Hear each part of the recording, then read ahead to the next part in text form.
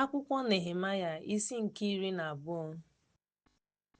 Ndị a bụkwa ndị nchụaja na ndị Livayị ndị soro Zerubabel nwa Shealtiel na Yeshua Seraya, Jeremaya, Ezra, Amaraya, Maluk, Hatush, Shekanaya, Rehum, Merimot, Aidu, Gineto, Abayaya, Mayamin, Mayadia, Bilgaloai, Lea, Amok, Hilkaya, Ledaya.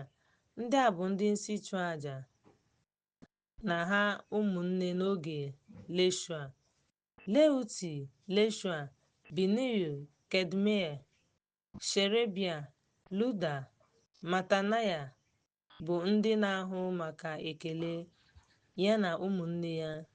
Vini na ụmụnne ha bụ Babukia. Vini gbara ha gburugburu n'oge nche. Yeshua mụrụ Jehoiakim. Jehoiakim mụkwara Eliashib.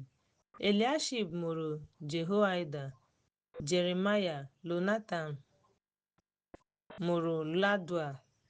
N'oge Jehoiakim, ndị a bụ ndị isi nna nke ndị nchụaja.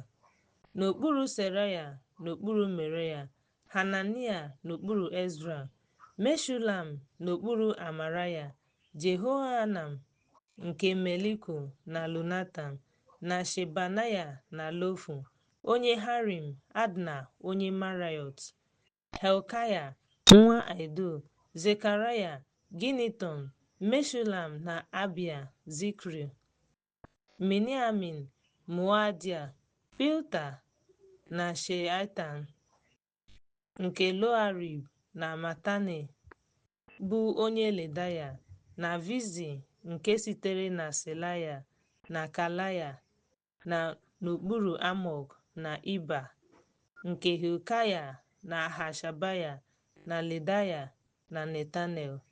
N'ụbọchị Eliashib, Loaida na Lohanam na Ladua bụ ndị isi nna nke ndị isi nke ndị Livayị na ndị nchụaja n'akwụkwọ na ọbụbụeze Daraiọs onye Pezaya. Edeghịkwa ụmụ ndị ikom Livayị bụ ndị isi ụlọ nke ndị mbụ nna n'akwụkwọ ihe mere n'ụbọchị ruo n'ụbọchị Lohanam nwa Eliashib. Ndị isi nke ndị Livayị bụ Hashabaya, Sherebaya na Yeshua nwa Kadmiel, na ụmụnne ha gbara ha gburugburu ikpe ekpere na ekele dịka iwu David onye nke Chineke si dị, iji chebe onwe ha pụọ n'agha. Matanaya, Bakbukia, Obadia, Meshulam, Talmon na Akbo bụ ndị nche ọnụ ụzọ ámá na ndị na-eche anya nche ọnụ ụzọ ámá. Ndị a bụ n'oge Jehoiakim nwa Yeshua nwa Lozadak, n'oge Nehemaya onye ndu, na Ezra onye nchụaja na ode akwụkwọ, n'oge nraranye nke mgbidi Jerusalem. Ha chọtara ndị Livayị n'ebe niile ha ga-eduga ha na Jerusalem ime emume nraranye na ịṅụrị ọṅụ, na-eji ekele na abụ, simbal, une na une. Ndị ọbụ abụ wee zukọta site na mbara ọzara gbara Jerusalem gburugburu na site na obodo nta dị na Netofati Selbukaya. N'ihi na ndị ọbụ abụ ewuola obodo nta gburugburu Jerusalem, ndị nchụaja n'obodo nta nke Geba na Azmawet, ndị Livayị ka emere ka ha dị ọcha ma mee ka ndị mmadụ dị ọcha ọnụ ụzọ ámá na mgbidi.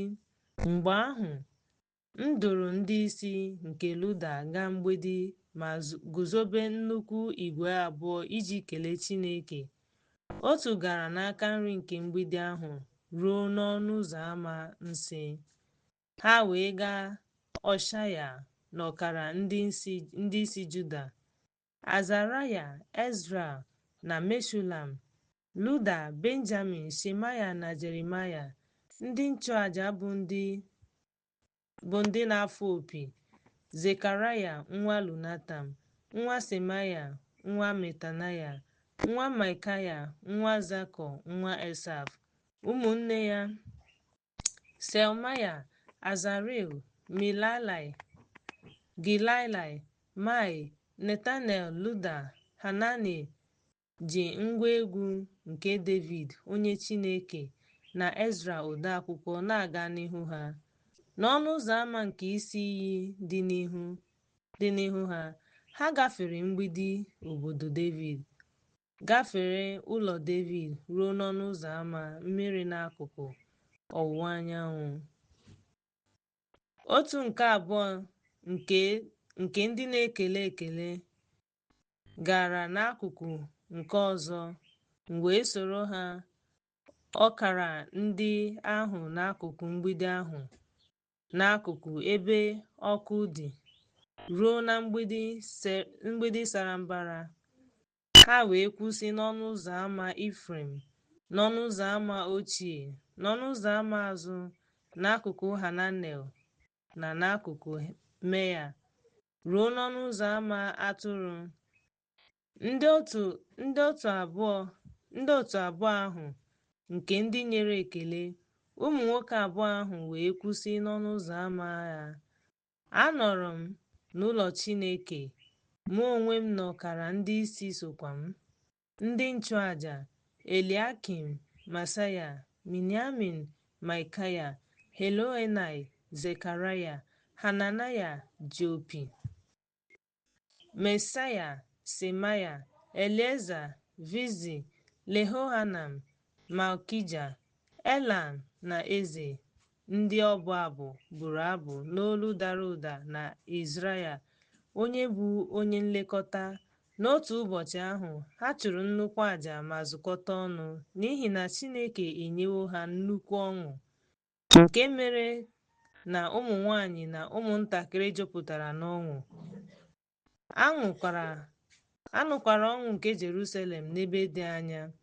N'otu oge ahụ, a họpụtara ndị ikom na ezinụlọ kwakọba ihe maka onyinye, maka mkpụrụ mbụ na maka otu ụzọ n'ụzọ iri, iji nakọta n'ime ha site n'ubi obodo dị iche iche oke nke iwu maka ndị nchụaja na ndị Leute. N'ihi na Luda rụrụ ọrụ maka ndị nchụaja na ndị Leute na ndị na-eje ozi, ndị ọbụ abụ na ndị Leviti hụrụ ọrụ Chineke ha n'anya nke ime ka ihe dị ọcha dịka iwu David na Solomon nwa ya si dị. N'ezie, n'oge David na Esaf, e nwere ndị mbụ na-abụ abụ, bụ ndị na-abụ abụ otuto na ekele nye Chineke. N'oge Zerubabel na n'oge Nehemaya, Izrel dum na-enye ndị na-abụ abụ na ndị nche ọnụ ụzọ oke kwa ụbọchị. Kwa ụbọchị oke ha na-enye ndị Livai ihe nsọ. Ndị Livai na-enyekwa ụmụ Erọn ihe nsọ.